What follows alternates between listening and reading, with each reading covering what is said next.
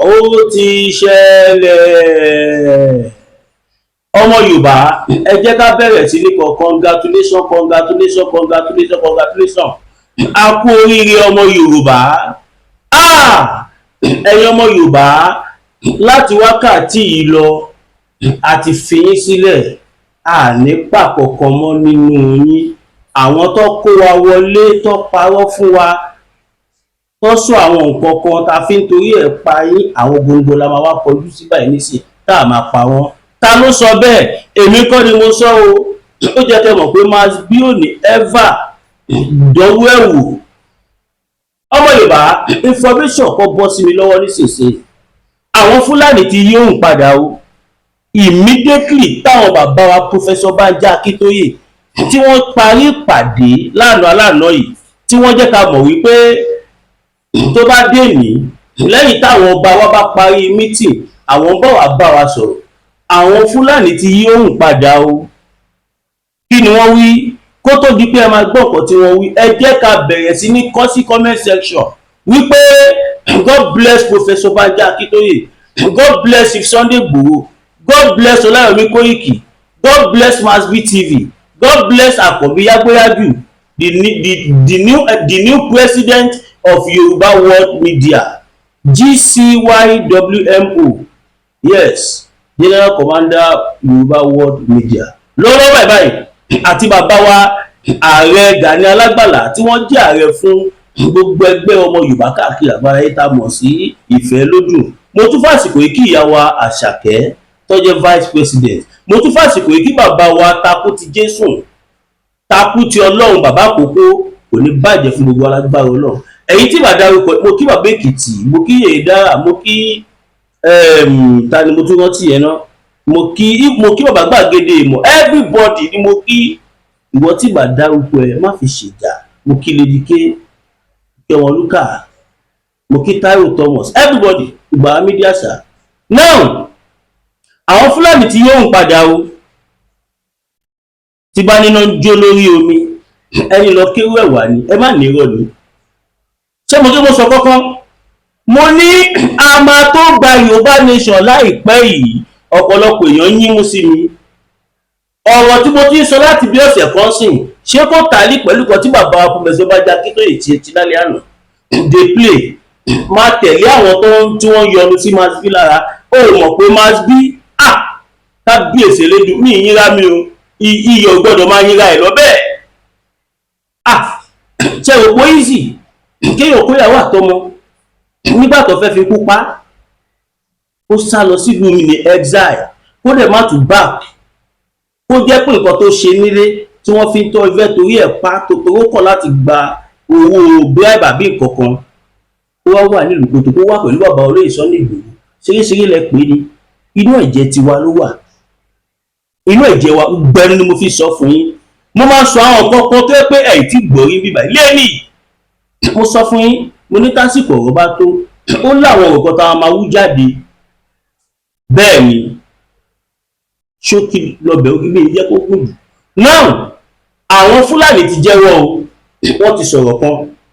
Kódà lára àwọn tó jẹ́wọ́, ìkan wà nínú wọn tó jẹ́ ọ̀tá olóyè Sunday Igboho, tó sọra ìdọ̀tá wọn, tó fi kú lé wọn káàkiri, which is Buratai.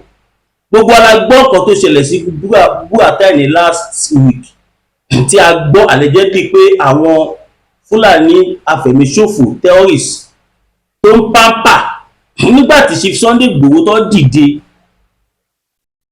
tí wọ́n lé Sẹ́ríkì Sàlíù látara pé gba ọmọ Yorùbá dìde asùnkún lọ bá àwọn ọba wá dẹ̀ sunkún lọ bá Chief Sunday Igboho. Bàbá yẹn dẹ̀ dìde, wọ́n dẹ̀ ṣì Sàlíù nídìí. Buratai ló wà ní ipò agbára ńgbà yẹn. Gbogbo alárí ara tí Buratai dá. Ilẹ̀ ayé ilẹ̀ sún wà. Nígbà tí wọ́n lọ ṣe ìkọlù sí local government ẹ̀ sí táwọn agboolé wọn gbọgbọgbọ, a gbọ́ pé èèyàn ẹ̀bí 4 ló kú lẹ́sẹ̀kẹsẹ̀ lójijì. A ò sọ èyí tí ó farapa o, a ò sọ àwọn tó kó lọ o. Àwọn 4 tó identify yẹn, ọmọ ìyá kan náà, ọmọ bàbá kan ẹ̀yìn. Ṣé gbà ṣe ni a máa ṣe ra ẹ̀ nígbà míì? ta ló lérò pé nǹkan báyìí lè ṣẹlẹ̀ sí Buratai? Ẹni tó yẹ pé wọ́n ní more than 16 patrol army patrol van ló wà ní agboolé wọn, tílé tó wà bẹ́ẹ̀ tó 20 àbí 30, táwọn ẹ̀dẹ̀ sọ̀ráǹdì agboolé wọn tó ń ṣọ́ wọn tó ń protect wọn. Nígbà tó lọ́hún dé kọ́ àwọn the same Boko Haram tí wọ́n pápá, òun ló dẹ̀mí àwọn ọmọ ìyá ẹ̀ légbodò. Ibẹ̀ yẹn kọ́ mò ń lọ o, ó níbi tí mò ń lọ o, mo fi Ọlọ́run búra fún yín, ó níbi tí mò ń lọ. Nísìnyí níjẹta oníjẹta yìí, ṣé gbogbo wa náà la tún ti gbọ́ nǹkan tó tún ti ṣẹlẹ̀ sí? Wọ́n pa kán tí tiré ló kù, wọ́n lé ambush fún un. Nígbà táwa bẹ̀rẹ̀ sí ní fi mú fínlẹ̀ pé eléyìí ti kọjá ohun tá à ń rò ó, tó bá jẹ́ pé lòmíì ni wọ́n ń dọdẹ káàkiri bẹ́ẹ̀ yẹn, a máa sọ pé bóyá wọ́n ní kó lọ pa ni. But eléyìí Buratai fún ara ẹ̀ làwọn Boko Haram làwọn terrorist tó fi kú wá káàkiri. Ibẹ̀ láti wá ń gbọ́ àwọn ọ̀rọ̀ kan tó jáde. Ibẹ̀ láti ń gbọ́ àwọn ọ̀rọ̀ kan tó bà mí lẹ́rù.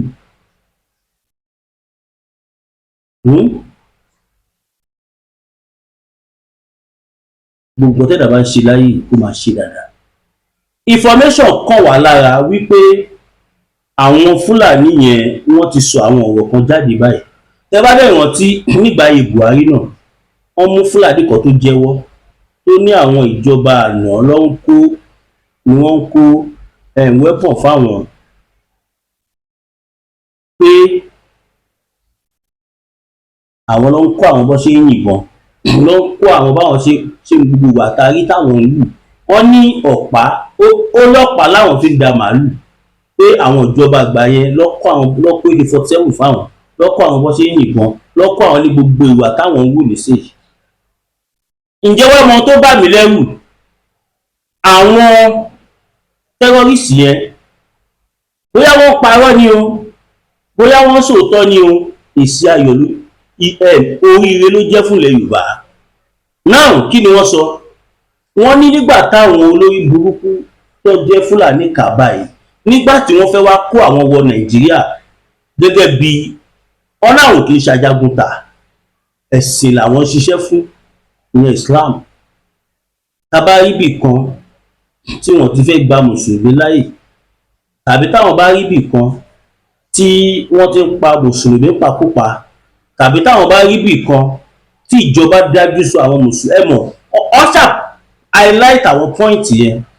Now ó wá get to one particular point, wọ́n wá rí pé gbogbo àwọn tó ní káwọ̀ ló máa pa káàkiri, mo fẹ́ lè sọ wípé mùsùlùmí ló pọ̀ jù nù wọn.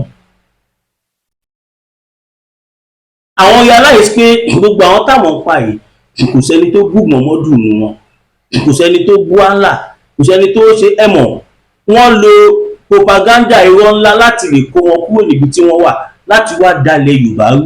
Wọn ò dẹ̀ sọ allegedly, wọ́n ní wọ́n sọ fáwọn pé wọ́n fẹ́ wá, báwo lè fi ti gbọ́ formation yìí orí social media is out there on social media.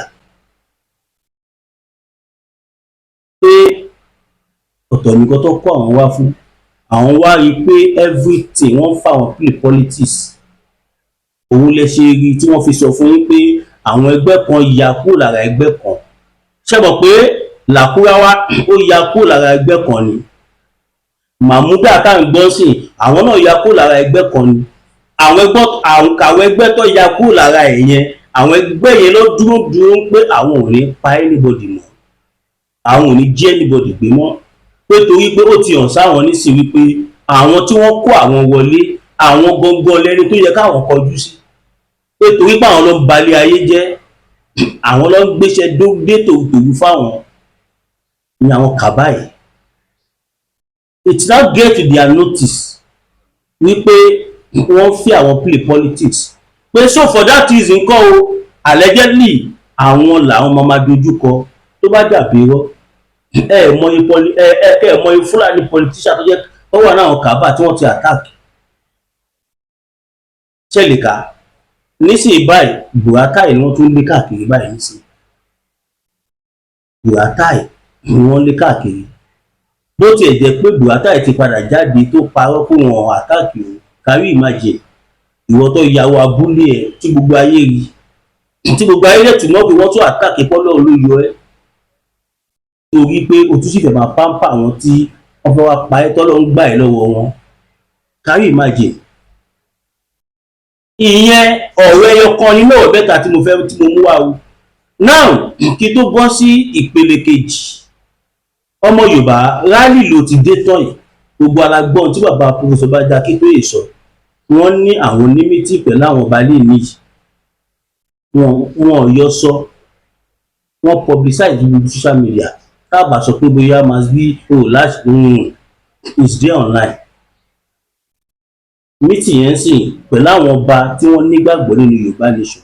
As a matter of fact, almost gbogbo ọba ló ti yarí pé ibi tí Sunday Igboho bá ń lọ làwọn ń lọ. Kẹ̀gbọ́n kan tí mo sọ yẹn fa, wọ́n níbi tí olóyè Sunday Igboho bá ń lọ làwọn ń lọ. Ó tó di pé máa pín àwọn kọ̀ọ̀kan fún yín, ẹ má gbàgbé rálì ti dé o, ẹ support ọmọ yín máa bí ti gbogbo yín lẹ ti rí nísìn. Bàbá wa ti announce pé èyí làwọn máa sọjọ́ rálì, èyí làwọn máa bá ọmọ Yorùbá sọ̀rọ̀ lórí ìbílẹ̀ Yorùbá ṣe fẹ́ dúró pátápátá. Nísìnyí báyìí Nàìjíríà gọọmẹ̀ntì ti sá korobá gbogbo àwọn Fúlàní ilẹ̀ Yorùbá wọ́n ti bẹ̀rẹ̀ sí ní pé from one meeting to another. Kódà a gbọ́ pé gbogbo àwọn tó wà ní Central African Republic tó sá lọ ṣe meeting bẹ́ẹ̀, wọ́n ní gbogbo wọn ti sọ́mọ̀ wọn sọ́dọ̀ Sultan of Sokoto báyìí nísìnyí, allegedly pé ibẹ̀ la gbọ́kọ́ ti fẹ́ ṣe meeting. Wọ́n láwọn ti gbà ká bá lọ, pé ṣùgbọ́n ká tó lọ àwọn afimú wa dán yín. Wọ́n náà mọ̀ pa ti lọ o, wọ́n náà mọ̀ pé Yorùbá ti kó lára Nàìjíríà for sure, nítorí àwọn ibi tí a ṣiṣẹ́ dé, pé ṣùgbọ́n ká tó lọ àwọn á jẹ́ ká mọ̀ wípé ẹran tó yí ni àbókí ń pè lọ́mọ̀. Báwo wá la ṣe lè overcome intention wọn yìí? Òun ni pé ká lọ dira, òun ni wípé ká sowọ́pọ̀, òun ni pé ká má dàárín mọ́. A dẹ̀ fásitì pé sọ fún gbogbo ọmọ Yorùbá tó wà nílẹ̀ Haúsá ẹ máa bọ̀ nílé, gbogbo ọmọ Yorùbá tó wà nínú Nigerian Army ẹ máa bọ̀ nílé, ẹ níṣẹ́ tẹ́ máa ṣe fún wọn yín.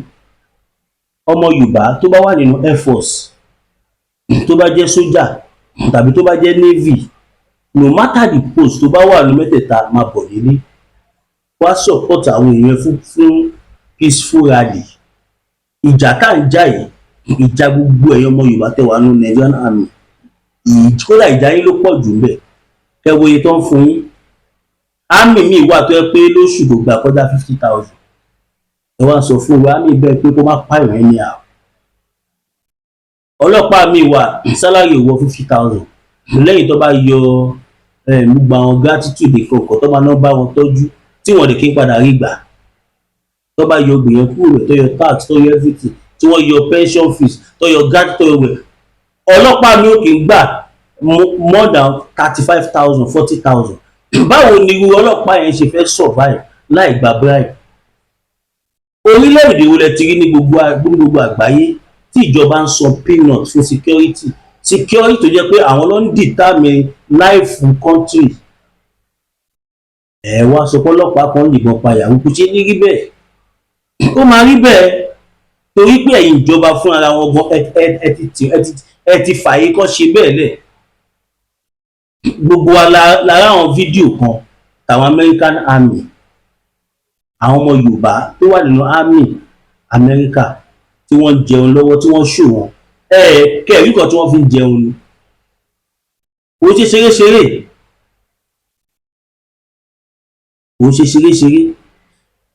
Ẹwọ yìí táwọn yàrá máa gbà, kò sí tó gbà less than $10,000 nínú àwọn Army yẹn.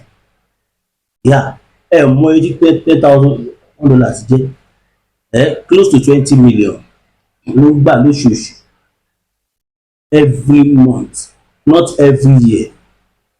Ọlọ́pàá Nàìjíríà mi wà tẹ́ kó owó oṣù ẹ̀ lọ́dún kan ò tó bẹ́ẹ̀, tó 20 million gbogbo ti fẹ́ rí. Ọmọ Yorùbá ẹ jẹ́ ká sowọ́pọ̀. Àwọn bàbá wa ti jáde tán this time around, kò sáàní àní, kò sí pà ń bò nǹkan kan mọ́. Àwa dẹ̀ mọ̀ pé ìjọba Nàìjíríà náà mọ̀ pà ń bò, àwa náà dẹ̀ retí wọn láti wá dáàbò bò wá. Torí mo mọ̀ pé ọmọ àlè nìkan ló máa sọ pé ẹ lọ pa àwọn ìran mi. Ní Lagos State, gọ́vùnà wa tó wà ń bẹ̀ Yorùbá ni. kò ṣe Fúlàní. Ogun State bàbá Àdàpọ̀ Abẹ́ tí wọ́n yẹn tiẹ̀ ṣúọ̀ wọ́n máa protect ọmọ Yorùbá. Engineer Ṣèyí Mákindé, the incumbent governor of Ogun State, also the chief security of Ogun State, because all governors are chief security of their states. They are only determine security. Ọmọ Yorùbá ni wọ́n. Bàbá wa Adémọ́lá Adélékè Jackson Adémọ́lá Adélékè, the dancing governor. Wọ́n ní lajúlẹ̀ kọ́lọ́pàá Abíámì máa pa ọmọ Yorùbá. Oyèbánjí ló ní ṣe bẹ́ẹ̀. Gbogbo alágbọ́ nǹkan tí bàbá wa Ayọ̀ Fáyọ̀ṣe sọ lánàá. Nígbà tí èmi tẹ̀ ọkọ̀ gbọ́ èmi ò bí a old kìíní ni kí n tó wá rí pé ní fídíò ni níbi tí ó ti ń bá Tinubu fà pé ẹ fi olóyè Sunday Igboho sílẹ̀, ẹ jẹ́ kó padà sílùú káwọn Fúlàní tó pa àwọn èèyàn tán. Yáà tí Fúlàní terrorist tó bá ti ń kọjú sí Buratai, former chief of staff tó protect wọn tó dáàbò bò, ǹjẹ́ kí ni wọ́n lè ṣe fáwọn tó járàlú bó ti jẹ́ information kọ́kọ́ wà lára pé wọ́n náà nípa àwọn aráàlú wọn pé àwọn tó jẹ́ sponsor àwọn gangan làwọn ọmọ bẹ̀rẹ̀ sí ní kọjú sí. Can you see that? Buratai sì kò lè sùn kó díjú méjì, kò tó bẹ́ẹ̀ torí pé a máa ṣọ́ Fúlàní tí wọ́n gbé àbí wọn ọkùnrin ò lè balẹ̀ nígbà tó yẹ kó fún ààrẹ gan ó ti wó wọn lágbára láti ilẹ̀.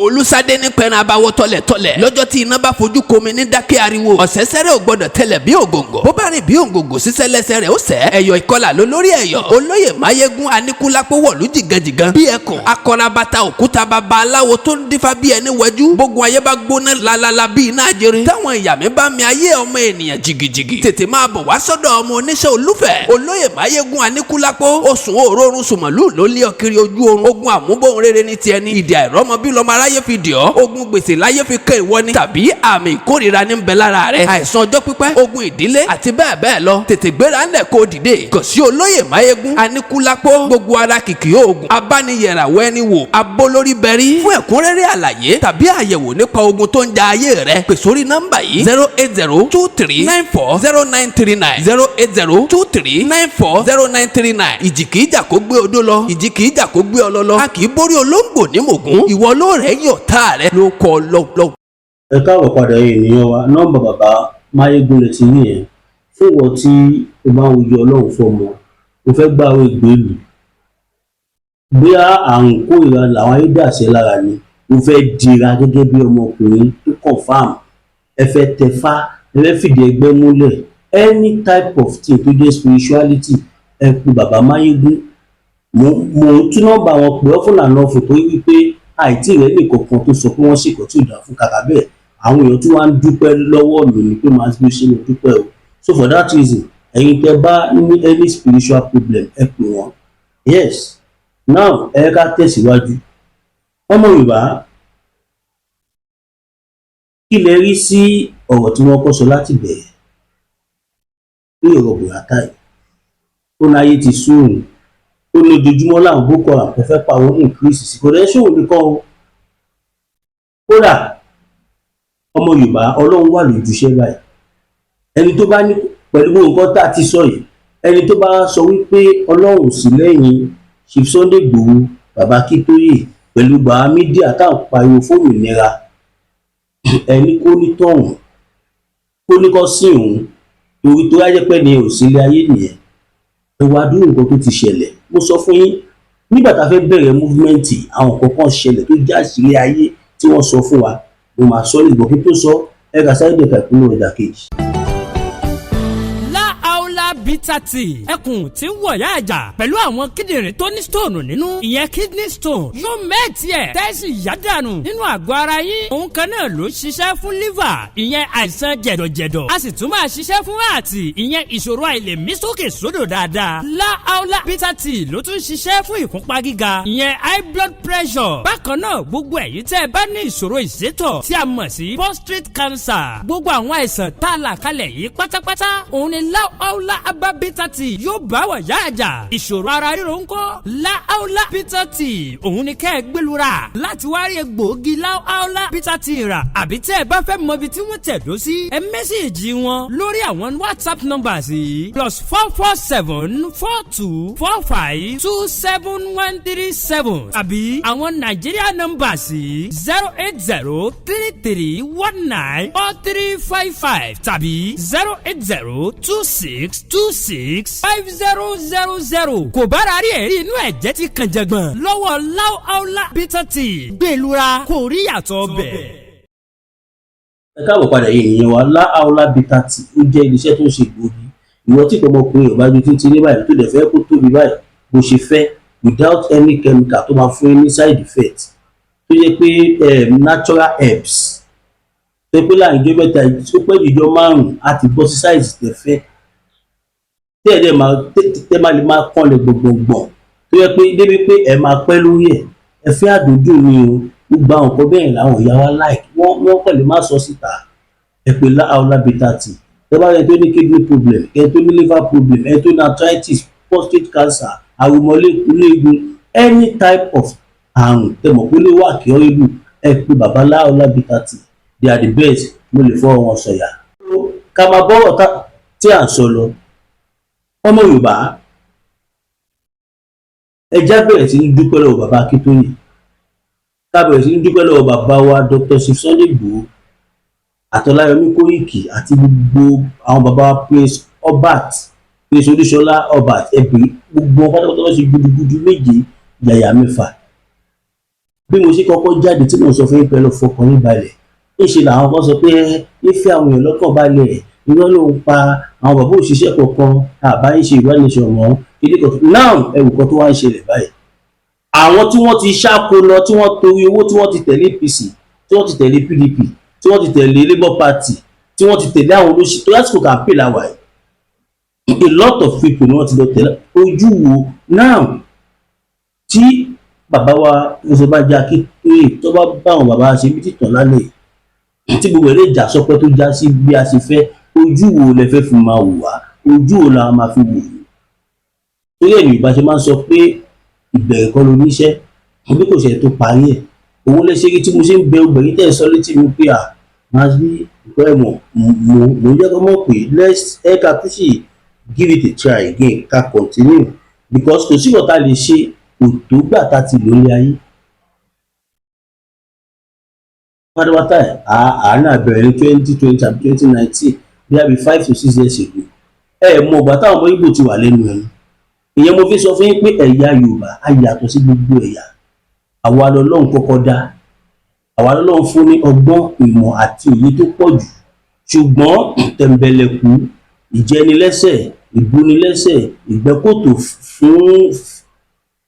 fúnyàn gba ọ̀kọ́ bẹ́ẹ̀ yẹn òun ló jẹ́ kí Yorùbá tí èmi lọ síwájú a dẹ̀ dúpẹ́ lọ́wọ́ Ọlọ́run pé this time around Ọlọ́run ṣe débi pé ẹnu gbogbo ọmọ Yorùbá kù ẹni tó bá sọ fún yín pé ẹnu Yorùbá ò tí kù bàbá ńlá rọ ló pa fún yín ẹnu wa ti kù bẹ́ẹ̀ ni a lè dúró dìgbà tí gbogbo Nàìjíríà ṣe é táwọn sọ pé ẹ ó dáa o Yorùbá nation no a jẹ́ pé ó ti di nǹkan mí nìyẹn kò ń ṣe campaign for freedom mọ́ yeah we the indigenous people of Yorùbá land we are going to pull out of Nigeria as soon as possible ẹ lọ bọ́ sílẹ̀ ẹ já bẹ̀rẹ̀ sí ní kí wa kú oríire in advance congratulations in advance yeah tó láwọn àmọ́ bó ṣe ń lọ lẹ́sẹ̀ ibi tó yẹ jẹ́ pé bàbá wa olóyè Sunday Igboho Chief Sunday bàbá Ọ̀ṣọ́bàjẹ́ Akíntóyè àfi wọ́n bẹ́ẹ̀ ní kọ̀ọ̀kan ṣeré ìwọ tó bá lọ fún wọn ta yín àbùkọ lọ ta ṣàgẹ̀rẹ̀ ò ní ṣe irú ẹ̀ mọ́ torí pé tó bá fi lè mẹ́tò tá ṣàgẹ̀rẹ̀ sáwọn bàbá yẹn tó ṣàwọn tó yẹ kó ṣe sí wọn àwọn tó ní ilé ayé fún ara wọn wọ́n dá sẹ̀ríà fún àwọn ọ̀làgbára kọ́kọ́ táwa lè lò ṣùgbọ́n àwọn tó ní ilé ayé á ṣe kí ni wọ́n dá sẹ̀ríà fún ìwà báyìí. Yorùbá nation ló gbòòrò ìgbà ẹ má gbàgbé studio project tí wàá ṣe lọ gbogbo ẹ̀yin tí Ọlọ́run lódìmọ̀rẹ́ bá bùkún fún ẹ má gbàgbé support Mass BT studio project tí wàá lè kọ about 10 million plus building ta fẹ́ gbà about 1.6 million báyìí kẹ́ ẹ mọ̀ pé náírà ó lọ sókè ó wálẹ̀ ó lọ sókè ó lọ sókè ó wálẹ̀ ní kẹ́ support Masbi TV. kájà sọ pé òun wà about 12 million tí mo dẹ̀ mọ̀ pé àwọn ọmọ Yorùbá tí wọ́n lè ṣe wà. A fẹ́ ra mixer, a fẹ́ ra desktop, a fẹ́ ra professional camera, a fẹ́ ra professional mic, drone àtàwọn nǹkan pẹ́pẹ́pẹ́ tá a nídìí ní studio láti ọ̀ṣọ́ wá ṣe níwọ̀nba díẹ̀. Support Masbi TV, telephone super sticker super chat, even tẹ́ bá comment tẹ́ share video yìí dáadáa ẹ ti support wa. ẹ̀yin tó lọ́ bá dẹ̀ bùkún fún tọ̀ pé no owó ni mo fẹ́ fún ẹ pè wá ẹ support wa sórí GTB bank account wa tó jẹ́ 02141687040 02141687040 GTB Williams Olúwatósìn Kọ̀tọ̀mọ́lẹ̀. God bless you all.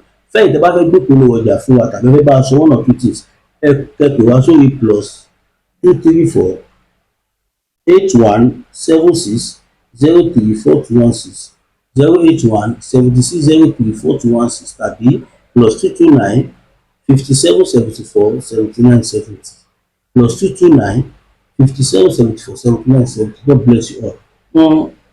Ó dàbọ̀.